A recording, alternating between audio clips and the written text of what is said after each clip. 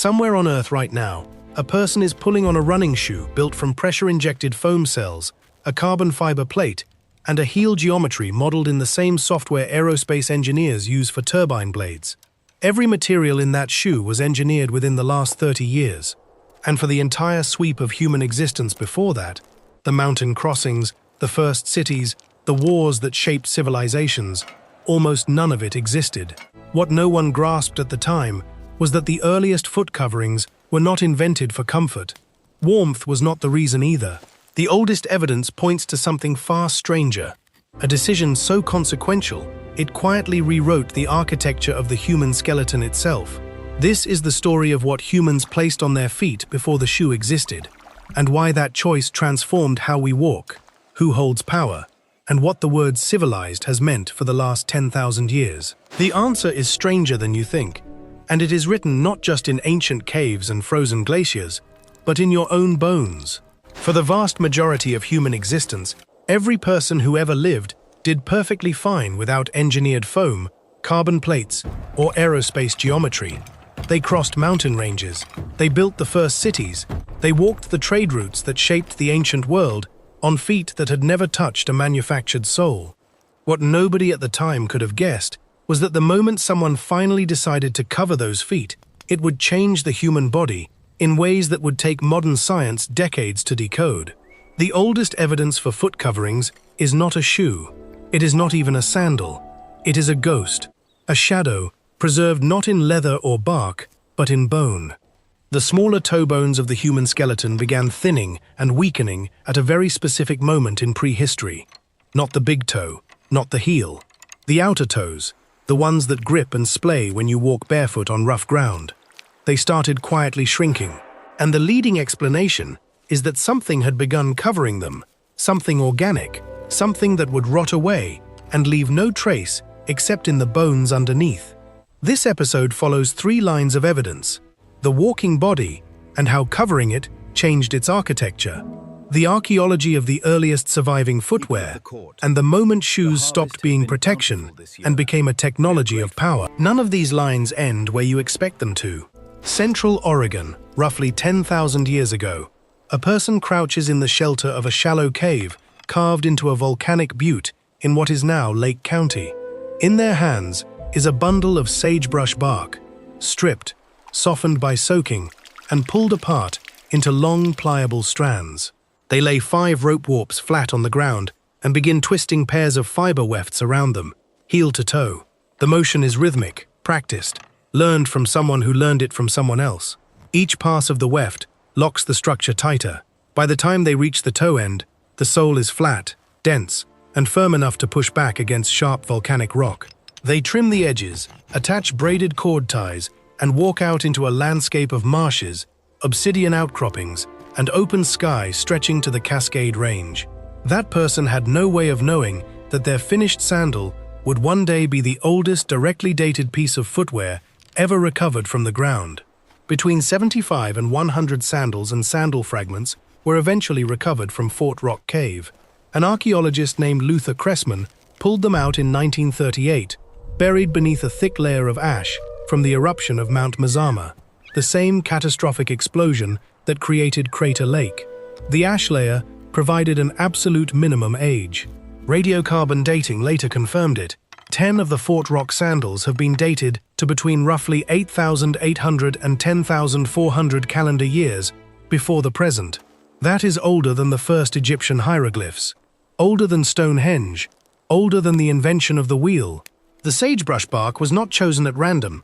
It was exactly the right material for the terrain, stiff enough to resist volcanic rock, flexible enough to conform to foot movement, and available in enormous quantities across the high desert plateau. The technique was twining, not weaving. Pairs of wefts were twisted around the warp framework rather than simply passed over and under, producing a denser, more durable structure than basketry would have allowed. This was a craft that had been refined. No one invents a technique this precise on the first attempt. The Fort Rock sandals are not the beginning of the story. They are just the oldest chapter that survived. Every pair that came before them has been completely erased from the physical record. If the only evidence we had was what we could hold in our hands, shoes would appear to have been invented in Central Oregon 10 millennia ago. But the body remembers what the earth forgot. To understand why covering the foot was such a radical departure, you have to understand what the bare foot actually does. The human foot is one of the most complicated mechanical structures in the body. 26 bones, 33 joints, and over 100 muscles, tendons, and ligaments, all working in coordinated sequence with every single step. The longitudinal arch absorbs impact by flattening slightly under load and springing back as you push off, redistributing force across the entire sole. The heel strikes first, the arch compresses, the weight rolls forward along the outer edge of the foot, and then the big toe drives the final push-off. Analysis of ancient footprint trails showed that this exact sequence, heel strike followed by toe-off, was already present in our ancestors millions of years before anyone thought to cover their feet. A 1980 analysis of ancient hominin trackways concluded that the footprint makers transmitted body weight and propulsion forces in a manner very similar to modern humans. The walking gait was essentially solved long before the shoe existed. The bare foot was also sensory equipment. The sole contains a dense network of nerve endings that read the ground with every step: texture, temperature, slope, stability. When those nerve endings receive continuous feedback from the earth, the body makes thousands of micro-adjustments that keep balance precise and joint stress low. Picture the pressure map of a bare sole crossing uneven stone, the outer toes spreading wide, gripping independently, the arch loading and releasing in fractions of a second. The lesser toes are doing serious mechanical work in that image, bearing outward force, stabilizing the platform on irregular ground. Modern biomechanics researchers have spent decades trying to replicate in foam and rubber what the barefoot human foot does naturally on uneven ground. The results have been humbling. For hundreds of thousands of years, this system worked well enough to carry our ancestors out of Africa, across ice sheets, over mountain ranges, and into every habitable corner of the planet. The calluses that developed on the soles were biological shoe leather, thick pads of dead skin that protected against abrasion while still allowing full sensory contact with the ground. This was not a primitive solution waiting to be replaced. It was a working technology, refined over millions of years. The barefoot foot was remarkable. The world it had to cross was not always cooperative. Sharp rocks could slice open a sole in a single misstep, and in landscapes covered with obsidian flakes, the volcanic glass that early humans relied on for cutting tools, the risk was not hypothetical. Obsidian is sharper than surgical steel. A fragment no bigger than a thumbnail can penetrate even heavily calloused skin and embed itself deep enough to cause a fatal infection. Thorns were a constant threat. Hookworm larvae live in warm soil and can burrow through intact skin on the sole of the foot within minutes of contact, entering the bloodstream and causing chronic anemia that slowly drains strength and cognitive function. In cold climates, the danger shifted. Frostbite can destroy tissue in a matter of hours, turning toes black and useless before a person even realizes what is happening. For humans migrating out of temperate Africa and into genuinely harsh terrain, frozen tundra, rocky alpine passes, scorching desert hardpan, the bare, sole-faced threats it had not been shaped by evolution to handle. The pressure to solve the foot-covering problem was not a single dramatic moment. It was a slow accumulation of injuries, infections, and cold season losses that made protection increasingly worth the effort. The question that follows is deceptively simple. If foot coverings became widespread across the ancient world, where is all the evidence? Why can archaeologists point to thousands of stone tools, bone needles and fired clay vessels from the same period, and almost nothing for shoes? The answer is material. Shoes are made from the softest things in the ancient world: animal hide, plant fiber, bark. The same organic softness that makes them comfortable to wear makes them nearly impossible to preserve. Animal hides rot. Plant fibers decompose. Anything pliable enough to wrap around a foot is pliable enough to vanish from the archaeological record within a few centuries, let alone across tens of thousands of years. But the body kept its own record. Researchers studying ancient human skeletons began noticing a specific pattern in the lesser toes, the middle and outer toes that splay and grip when a foot moves barefoot across rough ground. Picture two X-rays side by side. On the left, the lesser toe bones of a person who walked barefoot their entire life, thick and dense with the mechanical stress of gripping uneven earth with every step. On the right, the same bones across generations once a soul interposes between them and the ground. The grip load vanishes. The bones grow thin, in precisely the way bone tissue responds to reduced mechanical demand, a process called gracilization. Now look at the major locomotor bones of that same skeleton. The leg, the heel, the big toe. They remain robust. The body is still walking just as far and just as hard. Only the outer toes are changing, precisely the ones whose job it is to stabilize against a bare surface. Anthropologist Eric Trinkhaus studied this pattern systematically and found that the reduced robusticity in the lesser toes corresponded precisely with maintained strength in the major locomotor bones of the leg and foot. Trinkhaus argued this was the skeletal signature of habitual foot covering.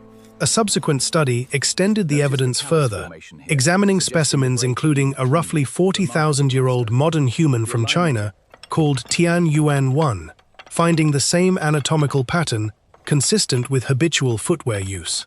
40,000 years. That means the invisible shoes, the ones that have left no physical trace whatsoever, may have begun changing the human skeleton long before anyone left behind a single sandal we can carbon date. The bones are telling us about a technology that has entirely vanished. Back to that Oregon cave, but looking more carefully at what the collection actually tells us beyond the headline dates. The sandals Luther Cressman recovered were not a homogeneous collection. They varied in size considerably. Some were built for large adult feet, some were sized for children. That detail, child-sized sandals in the same deposit as adult ones, is evidence suggesting children were present in and around that cave, hinting that family groups passed through rather than solitary travelers or hunting parties. Many of the recovered sandals were heavily worn or broken at stress points, along the edges, at the tie attachments. They were not ceremonial objects preserved because they mattered symbolically. They were working gear, worn until they failed and then tossed aside. A discard pattern that tells archaeologists these were disposable tools, not heirlooms. The radiocarbon dates spanning the collection cover a range of nearly 1,600 years, longer than the entire history of the Roman Empire. People were using Fort Rock Cave and discarding sandals there across an extended period, though the dates on different sandals do not by themselves prove that the cave saw continuous uninterrupted occupation across that span. The Klamath and Paiute peoples of the region were still making functionally similar sandals from sagebrush bark in more recent centuries, sometimes stuffing them with dry grass for warmth when wading through icy marsh water. The construction principle was durable enough to persist for thousands of years because it worked. What Fort Rock gives us is a snapshot of a technology that was already mature by the time the Mount Mazama ash sealed it in place. These sandals were not experiments. They were the product of a long tradition of refinement that we will never be able to trace back to its beginning. Oregon gives us bark. The question is what the rest of the ancient world was doing, and whether anything more sophisticated ever had a chance of surviving. Thousands of miles away from Oregon, in a cave in the Vayotz Dzor province of Armenia, something extraordinary had survived by a different mechanism entirely. In 2008, archaeologists working at a site called Areni 1 Cave pulled a shoe from a pit that also contained a broken ceramic vessel and the horns of a wild goat. The shoe was fashioned from a single cowhide panel, cut and molded to conform to the wearer's foot, then drawn tight at the opening, with a leather cord run through small punched holes along both the front and back edges. Inside it, preserved along with the shoe in the cool, dry conditions of the cave, was a compacted layer of grass, sealed under a thick layer of sheep dung that had acted as a natural insulating cap for millennia. Radiocarbon dating placed it at between roughly 3,653 and 3,627 years before the Common Era. That makes it approximately 5,500 years old, older than the Great Pyramid of Giza, and older than the later stone circle phase of Stonehenge. The shoe is 24.5 centimeters long. The leather still showed clear signs of wear at the heel and the ball of the foot, the same two pressure points that wear out the soles of modern shoes today. The laces were intact, the grass stuffing was intact. The debate over the grass insulation has not been fully resolved. It may have been packed inside for warmth, functioning as an insole, It may have been stuffed in during storage to help the shoe keep its shape. Either interpretation implies a level of practical thinking about footwear that goes well beyond simple protection from the ground. Someone was considering comfort, fit, and longevity.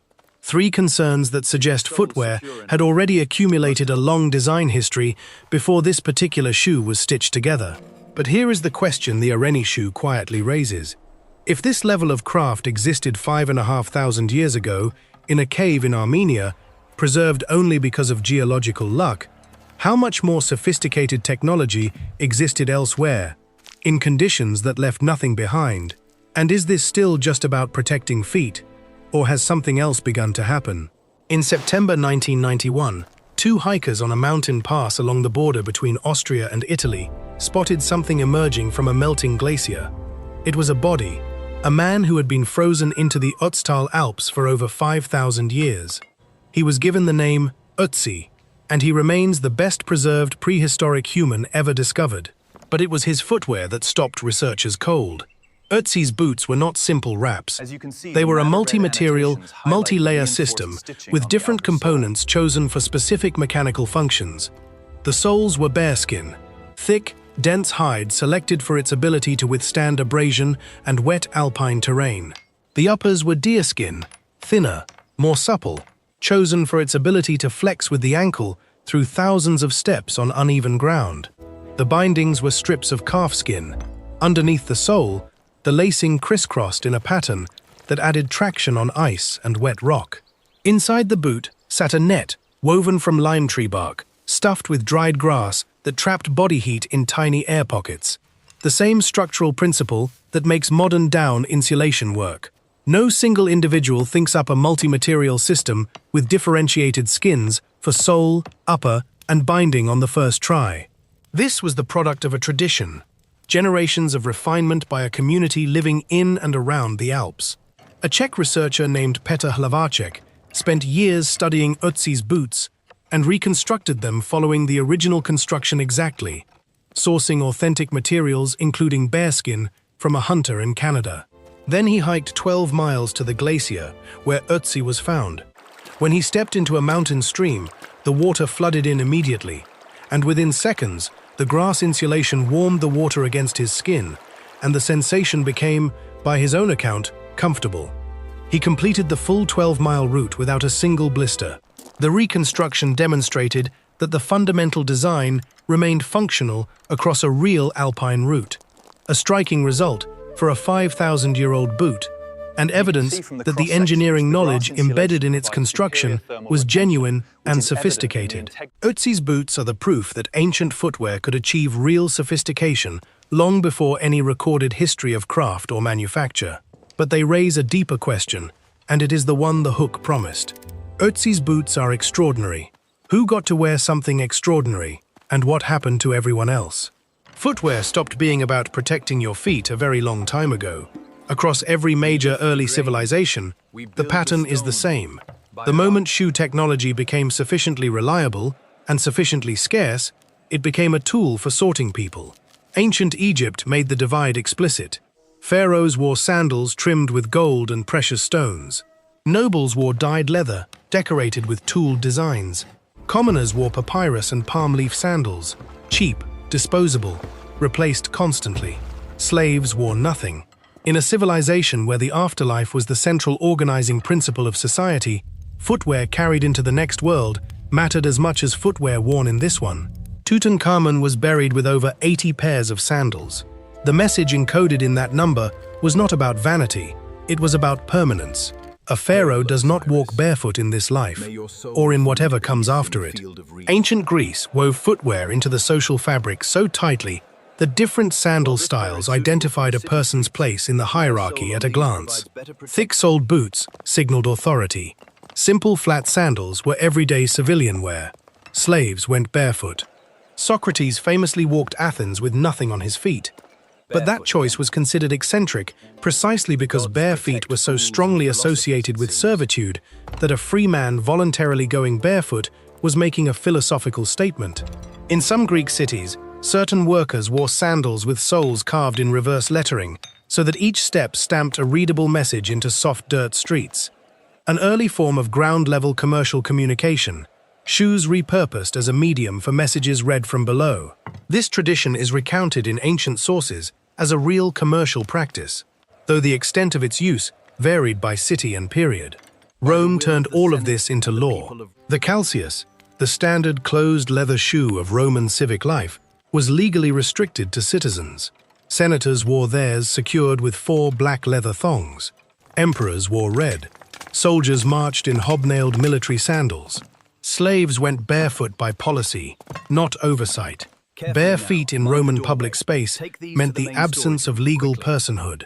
Prisoners wore heavy wooden shoes designed to make walking painful and escape difficult. Footwear had become a legal instrument, a way of marking not just wealth, but rights. The equation of shoes with civilization did not end in antiquity. When European colonial administrators arrived in Africa, South Asia, and the Pacific in the 18th and 19th centuries, one of the first things they used to rank the populations they encountered was what people wore on their feet. Barefoot people were recorded as primitive, as needing improvement, as not yet arrived at civilization. Missionaries and colonial schools in several regions made the wearing of shoes mandatory, not for protection, but as a visible marker of assimilation. The bare foot, a fully functional adaptation to local terrain and climate for thousands of years, was reclassified as evidence of backwardness. This had material consequences. Families in colonized regions spent money they did not have on shoes poorly suited to local ground conditions in order to access schools, government offices, and markets that required them. The barefoot foot went from being a solved system to being a problem that needed correcting, not because of any change in biomechanics, but because of who was deciding what counted as civilized. The scientific literature has quietly complicated the story from the other direction.